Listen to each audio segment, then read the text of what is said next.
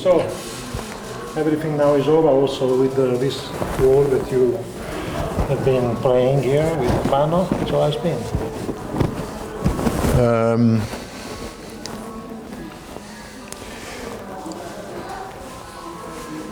It's been very interesting to be in,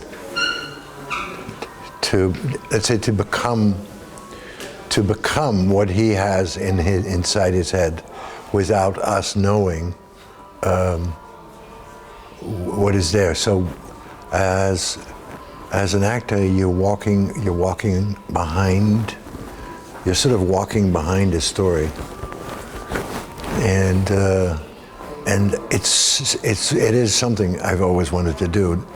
There are a couple of things that I like not knowing what will happen, and since he has such a strong idea of what he wants and what he's looking for. It was wonderful, and I think I understand a lot of what he's looking for. So when I see him build it, I understand it, and he's like, especially for this one, he's painting the photographer. No, he's painting a photography. He's painting photography in a way. And also the way of shooting that the camera doesn't move looks like a painting. Well, I guess so. I haven't really seen the camera move. That's right. No, the camera is fixed. Right. What is happening in front of the camera gives life to the painting. Yeah. Well, also what I feel is that as far as I know, Hermano's work, I feel it's always about people. And very much the real base is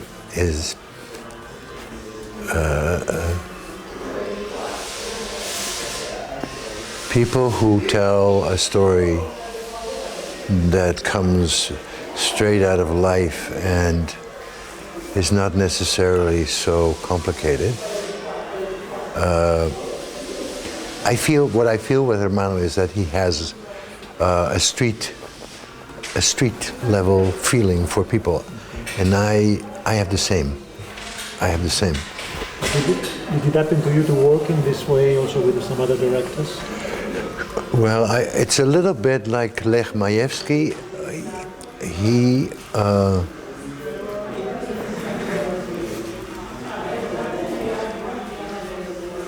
photographs painting. What have you done with him? It's a film called Mill and the Cross. It's a film about one painting, Bruegel, and it's almost like he's trying to crawl inside the paint, and the painting is sort of alive, and then at some point I think it'll just stop living. I think, but I don't know exactly. I don't know what that film is going to be like anyway. Because it's not ready still. No. Yeah. And when did you shoot it? Last year? I think a year and a half ago, maybe even 2 years. I don't know. A year and a half ago.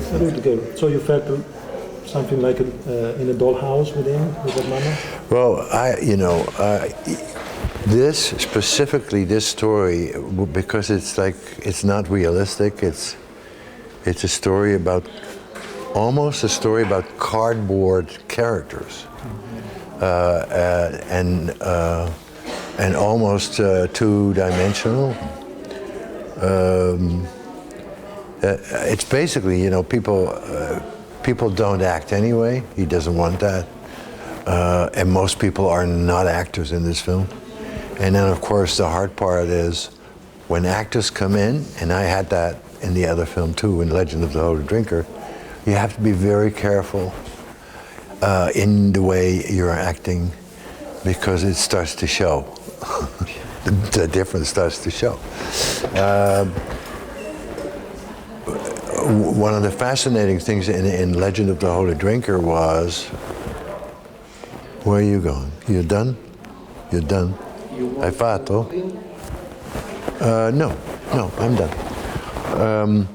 In Legend of the Holy Drinker, he did something similar, and I can talk about that because I know the film well. He takes all these characters out of the streets and brings them into his film. Especially in Legend of the Holy Drinker, the characters were so full and so amazing, almost grotesque. At the same time, he shoots a story about a drunk, an alcoholic, who is looking at the world from, let's say, from a little tilted point of view. And he's never quite sober.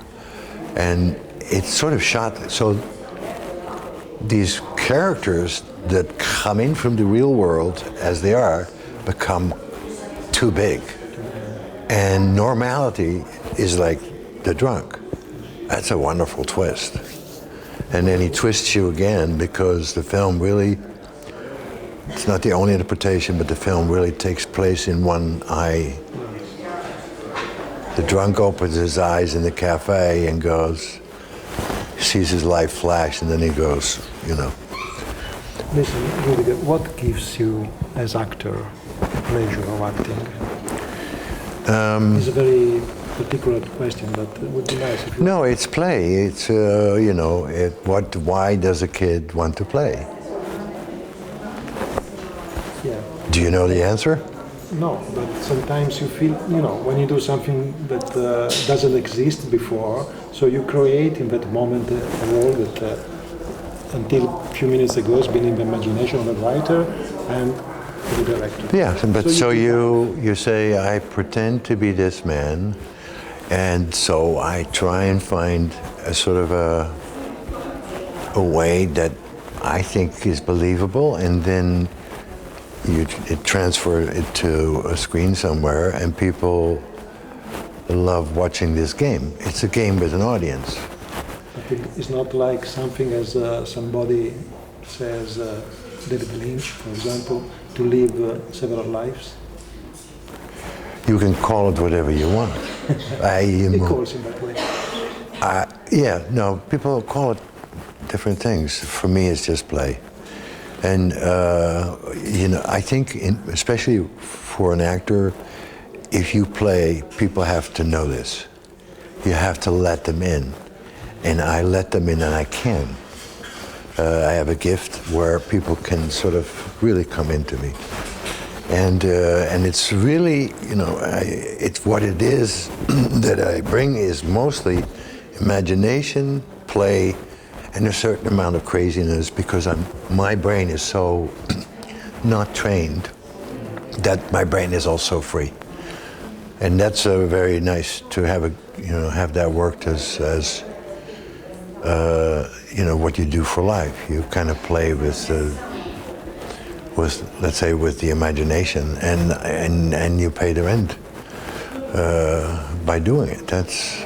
Listen, there are a lot of young people that are studying to become actors, that are studying in acting schools, also private, very expensive schools sometimes. And it's a stupid question that I pose you, but anyway, maybe for them it's important. What you will suggest to them, to very young boys that start to act?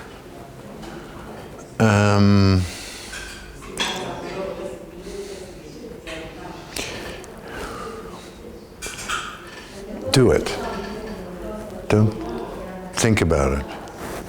Just do as much as you can. When Capra was saying in his biography, that is very nice, if this, as director he meant, did happen to me, it can happen also to you, just trust. Yes, but yeah. But it's. I don't think there are many rules here, other than that you have to stay with yourself. You know, you have to kind of not go crazy. So, and that's my take. That's my take on it. Okay, now I play. Now I stop. Did you ever think to how do you say in English, to drive to work in a film school, to have your own film school as acting, an acting school? Nah, not really, because I have it already. I mean, I have it. It's the Film Factory Shorts in YouTube is sort of going to be that also. What is that? I have the website that I have is to share knowledge with other filmmakers, and part of that is that I will start talking about acting, what I think, because I don't think you should talk too much about it. I really don't. I think you should practice, and that's the only school I had. So I cannot say much about the theoretical part of acting. I think anybody can act. And in film, the camera, if it likes you, you're already halfway there. The world is completely open now. You don't need to go to school necessarily to act. I mean, you don't need a producer even. Well, you need to have a bunch of people who are going to make this work. You can't do this on your own. So yeah, you need, and the one thing that I think is very important for the future is that if you are going to ask your friends to help you make a movie for very little money, you have to be nice. This is key. You cannot abuse people when they're doing you a favor. You have to be nice to them.